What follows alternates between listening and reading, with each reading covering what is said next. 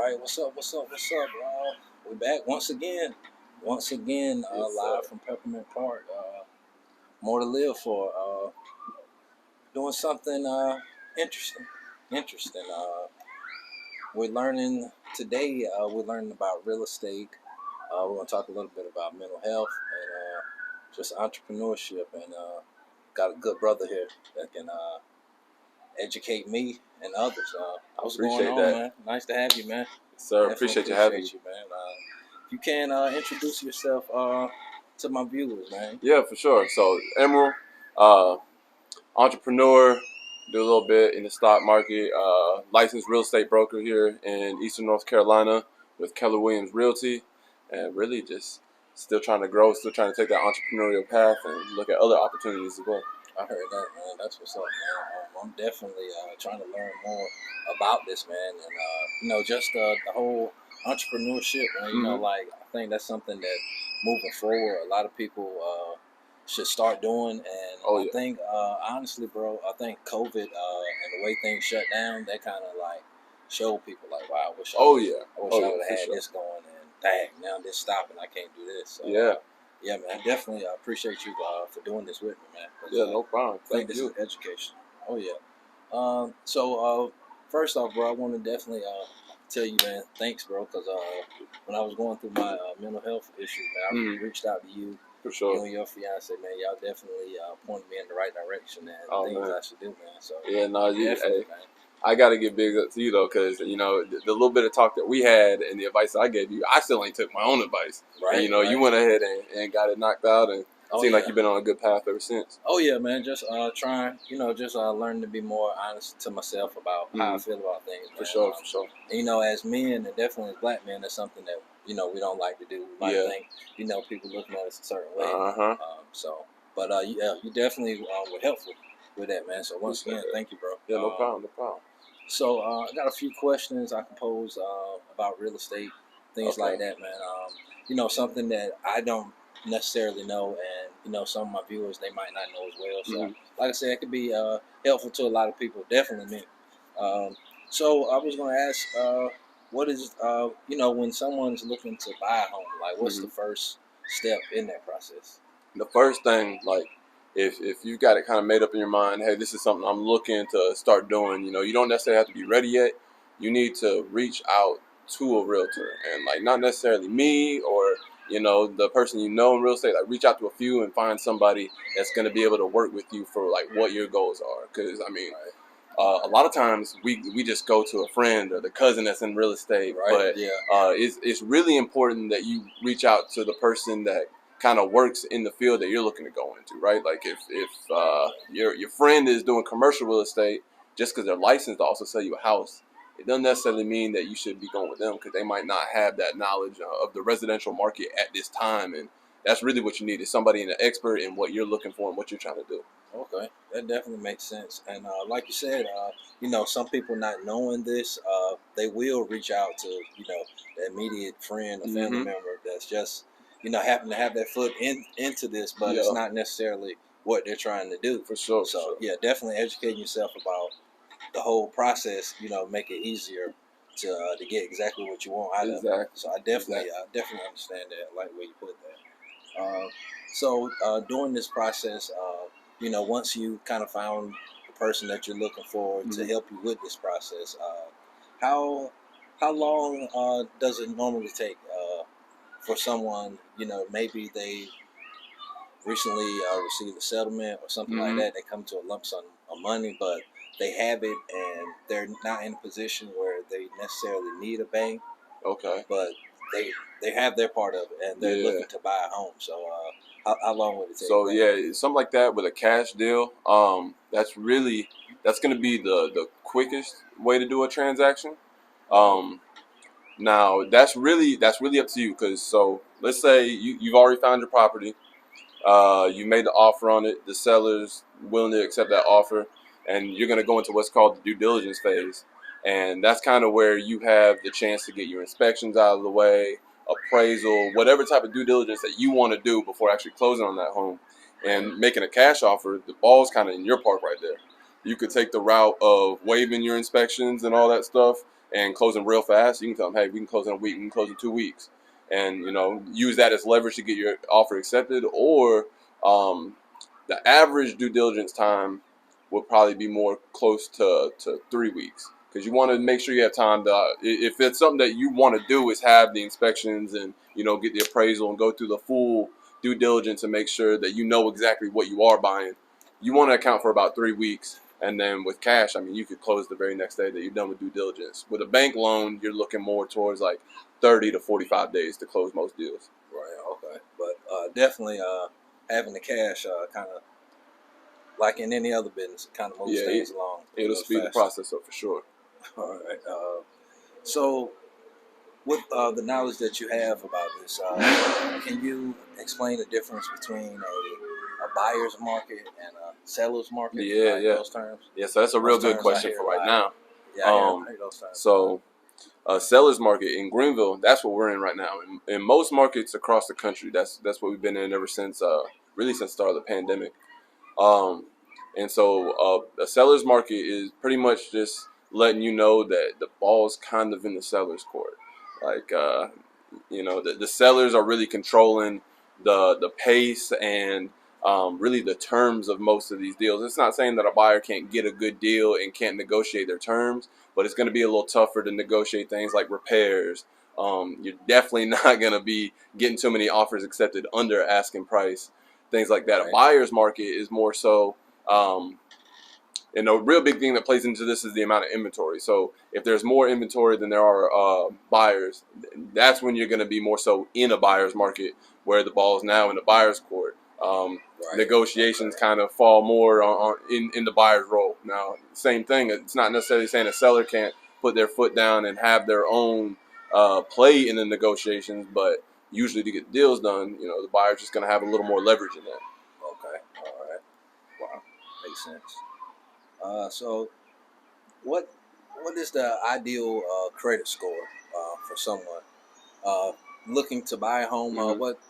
What should their target score be before even attempting, to make this type of purchase? Yeah. So, I like to be a little careful with this question, because technically, to get a solid answer on this, you're going to want to talk to a lender. But generally, with things like FHA, first-time home buyer programs, stuff like that, a lot of times they'll have programs where you can get approved for it as low as 580.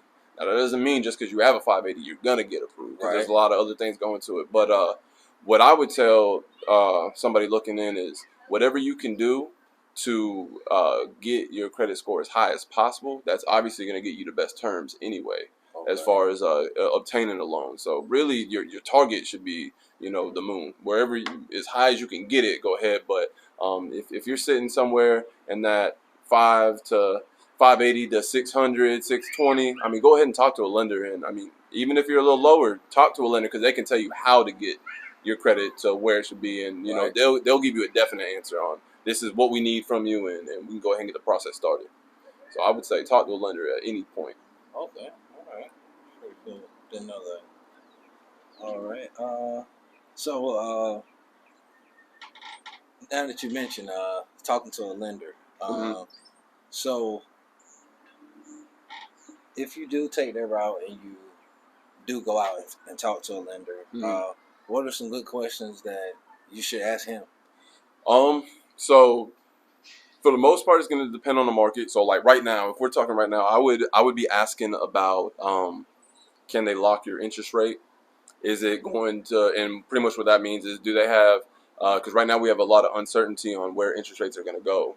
Like the current administration has already announced they plan on raising interest rates multiple times throughout this year. So that's something, because a lot of times right now it takes a little while to get an offer accepted, because we're in a seller's market. So we have way more buyers than we do homes on the market. Right. So you got to account for that time. So can we lock this interest rate? That might be something you're interested in, holding a solid rate for a certain amount of time. Depending on what lender you're going with, is this going to be a fixed interest rate, which means, if I agree to 5% right now, is it going to stay 5% for the term of my loan, or is this going to be an adjustable rate mortgage where my mortgage payment could bounce up and down with the interest rates as they keep changing? So those are the real important ones. And then, I would just if you're a first time buyer, always ask what programs are available to me as a first time buyer, because you might get introduced to the typical general plans, but a certain institution might have a special home buyer program. Your local, your state or your city, your county might have a first time home buyer program, things like that. So those are the most important ones, I would say. All right, appreciate that, man. So as far as I hear a lot of risk and rewards type of things. So what would you consider some problems in real estate? Not necessarily problems that you experience, but just typical problems that other people, might encounter, and how do you avoid those? You mean like kind of like from like the agent perspective, or more so like from like maybe a home buyer? From a home buyer. Okay, so some common issues.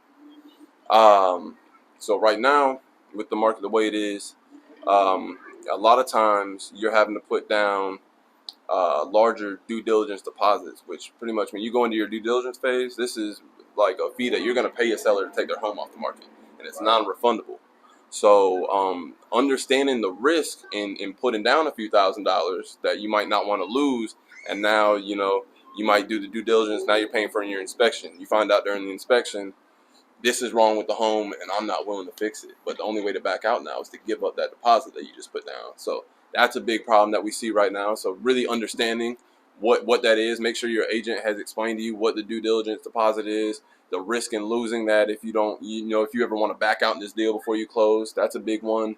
Another one is there's a lot of concern around, if we're paying this much above asking price, because typically right now to get your offer accepted, you're definitely going to be going above asking price just for the pure fact that there are more buyers out there. So you're going to most likely be bidding against other buyers.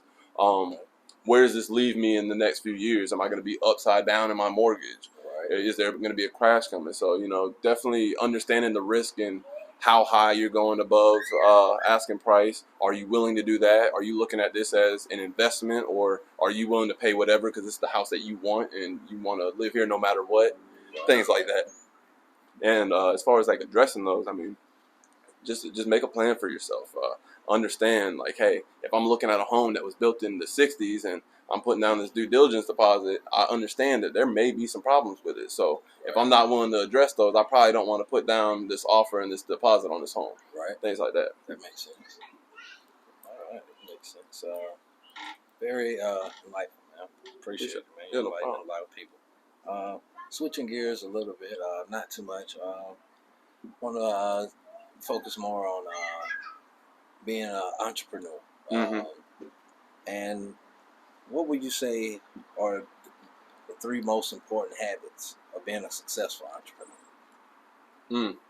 So that's a journey I would say I'm still new into. So take my word lightly, but so far from what I've been doing, it's been a learning process, and holding yourself accountable. That's a serious trait you got to do. Like, you can't put blame on other people when things go wrong, because now you don't have a company necessarily behind you to, you're gonna get paid no matter what. I only get paid when I make things happen. So hold yourself accountable. Another good habit would be taking that role as your own boss, and understanding, like, just because you're an entrepreneur now, make your own schedule, quote unquote. Like, you really need to do that. You can't just get up and do things that you want to. You need to, like, have systems written out, schedule written out for yourself, and some ways of holding yourself accountable to that. If I miss this deadline by today, I need to be, all right, now I can't do this later on, and kind of, be my own authoritative figure. And then another one would just be like being resilient, understanding that, like, it's a process. There's ups and downs. Entrepreneurship doesn't really go up in a straight line like that. Right, you're gonna go up and down, and don't beat yourself up too bad. Like, hold yourself accountable, but don't beat yourself up too bad, because the only way to really fail is to quit. Exactly. Well put. Well put. So how do you get your idea or your concept of the business that you do? Yeah. So as far as like real estate, right? Right. All right. So as far as real estate, and when I decided to leave a 9-to-5 job and go into real estate, I kind of already had my idea set that I wanted to do this. At first, I was thinking on the investor side, and a lot of times that takes credit and money. So I was like, man, the best way to gain experience and knowledge in this business while also making money is to go into real estate sales. So I mean, really, just like my thought was for what business I'm going to go into is what's something that everybody needs, because a lot of people go into business and they go into they have these dreams of going into business, and it's like a personal hobby of theirs, and that's not necessarily a bad thing, but you're narrowing your market, because not everybody's going to be into what you want. You want to open up a card shop.